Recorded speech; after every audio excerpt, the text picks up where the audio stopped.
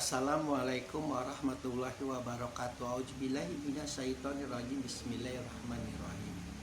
Kullu wa ta'matta'u qalilan innakum mujrimun.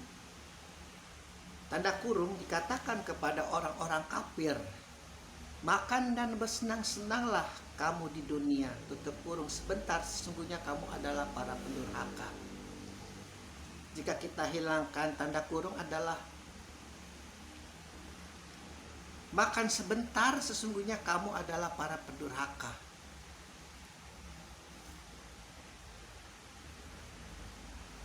Jadi ini jelas Allah ingin memastikan bahwa di dunia kuantum yang Allah sudah ceritakan kelak, suatu hari yang namanya manusia akan menemui dirinya, akan menerima segala pahala yang terbaik yaitu surga maupun pahala yang terburuk adalah neraka, dan memastikan bahwa orang-orang kafir, sekali lagi kafir di dalam definisi Islam adalah orang-orang yang menutup dirinya dari Allah, dan pada kondisi tertentu Allah juga menutup dirinya untuk mereka karena pendustaan mereka, karena pendurhakaan mereka, dengan memerangi Rasulnya, dengan memerangi nabinya, dengan mencemooh Al-Quran, mencibir Al-Quran, melecehkan Al-Quran. Maka Allah memberikan kesempatan kepada orang-orang semacam itu, makan dan bersenang-senanglah kamu sebentar di dunia, sesungguhnya kamu adalah para pendurhaka.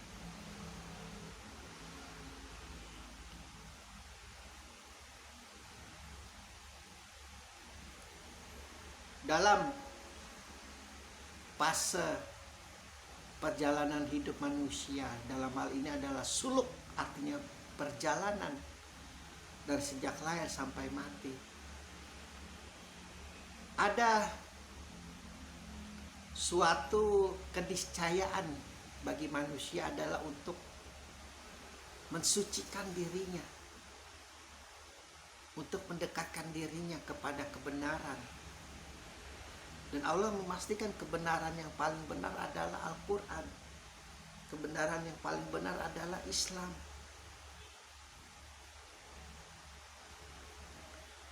Bagi seorang suluk mau tidak mau, dalam perjalanan itu setelah dia mencapai tahap keimanan, lalu kemudian tahap syarih, lalu mau tidak mau dia sampai tahap kepada amalnya, lalu kemudian kepada tahap hakikat. Segala sesuatu tiada yang tidak dia lihat selain Allah, seperti yang Imam Ali katakan, tidak mungkin aku menyembah Tuhan yang tidak bisa aku lihat. Aku melihat segala yang ada di sekitarku itu adalah Allah. Yang ada di alam semesta itu adalah Allah. Sudah mencapai tahap hakikat. Kejahatan, keburukan, kebaikan, kecelakaan, kondisi apapun selalu yang dilihat ujungnya adalah Allah.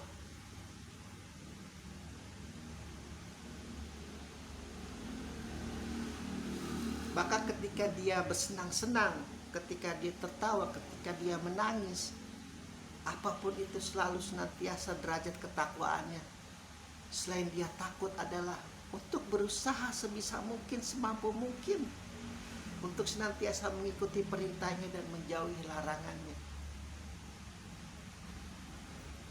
Dan godaan-godaan iblis lanatullah itu sangat luar biasa.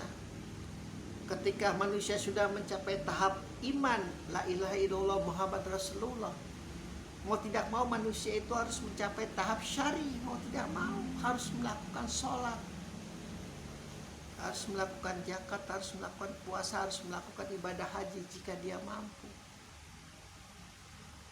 Dan itu senantiasa, itu iblis selalu senantiasa untuk menahan manusia itu melakukan hal-hal itu. Derajat ketakwaannya selalu untuk ditekan, hanya takut kepada Allah. Tidak perlu kau melakukan segala perintah Allah, tenang saja, kau nanti akan mendapat syafaat dari Rasulullah. Mau tidak mau manusia harus berusaha keras seperti yang Allah katakan.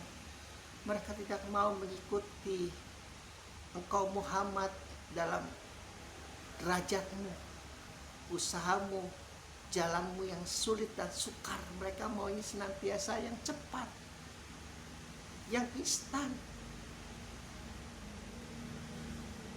Mereka ingin bermaksiat, mereka ingin berbuat kemungkaran, namun mereka juga ingin masuk surga Muhammad. Hampir itu 80%, 90% manusia kelakuannya pasti inginnya seperti itu.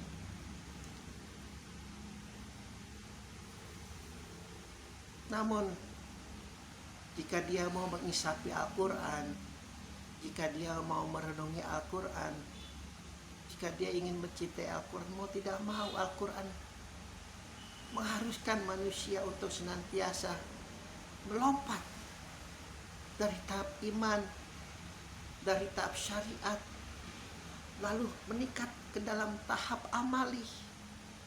Sholatnya terlihat dalam perbuatan sehari-hari, zakatnya terlihat dalam perbuatan sehari-hari, puasanya terlihat dalam perbuatannya sehari-hari, hajinya terlihat dalam perbuatan sehari-hari, sehingga Allah membuka kegaibannya kepada dia, sehingga yang terlihat adalah hakikat, yang sehingga yang terlihat hanyalah Allah, tiada lagi selain Allah. Dan sungguh itu suatu hal yang sukar, karena semakin diri kita berikrar untuk mendekatkan diri kepada Allah, maka semakin besar cobaan laknatullah yang akan terus mendekati yang namanya manusia semasa hidup sampai mati.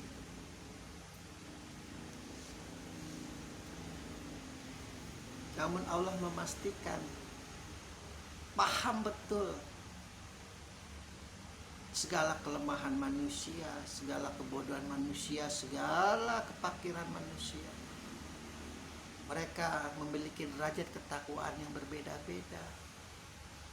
Namun ketika dia tidak mendustakan Al-Quran, Allah pastikan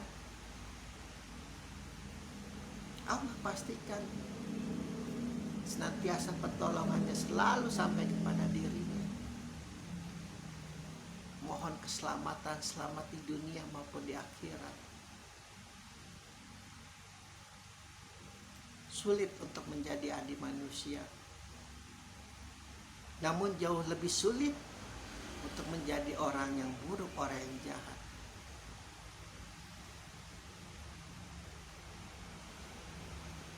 Jangan dibalik dengan logika laknatullah.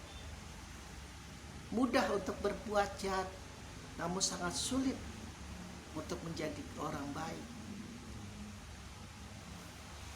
Luar biasa laknatullah itu dalam membolak-balikan fakta, membolak-balikan keadaan manusia itu.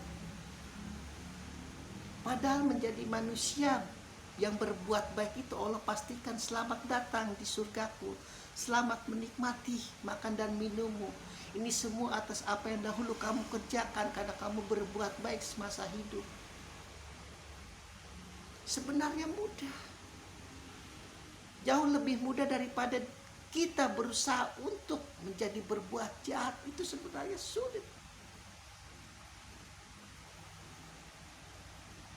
Namun seolah gampang, laknatullah membisikinya, sudah bunuh saja yang tidak sepaham denganmu, bom saja yang tidak sepaham denganmu, sudah ambil saja duit rakyat.